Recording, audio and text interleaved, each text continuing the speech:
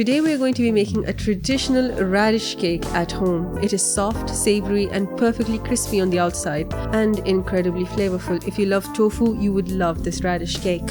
Take 4 fresh radishes and peel off the outer layer. Shred them using a food processor. This gives you fine, consistent strands that cook down beautifully.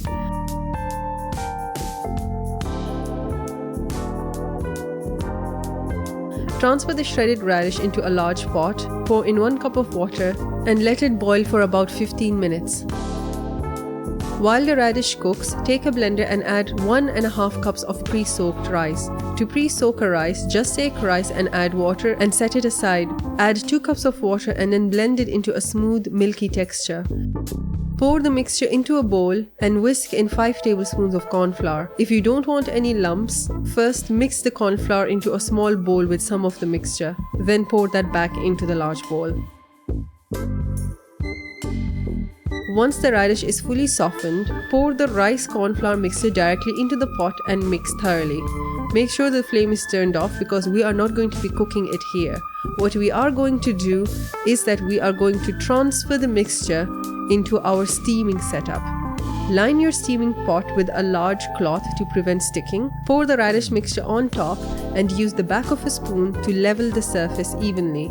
Close the lid and steam the mixture for 1 full hour.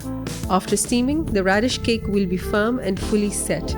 Carefully flip it onto a board and let it cool for another hour. This will help it hold its shape. Once cooled, slice the radish cakes into large cubes. Avoid cutting them too small because smaller pieces tend to soak up extra oil during frying.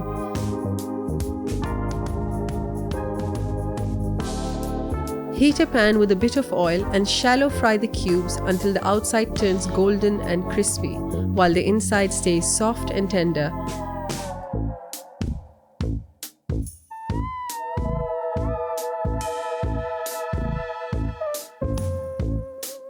For the dipping sauce, mix 9 tablespoons of vinegar with 9 tablespoons of soy sauce in a bowl.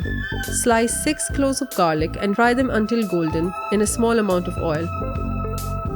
Pour the garlic along with the hot oil directly into the sauce mixture to create a rich, aromatic dim sum style dipping sauce.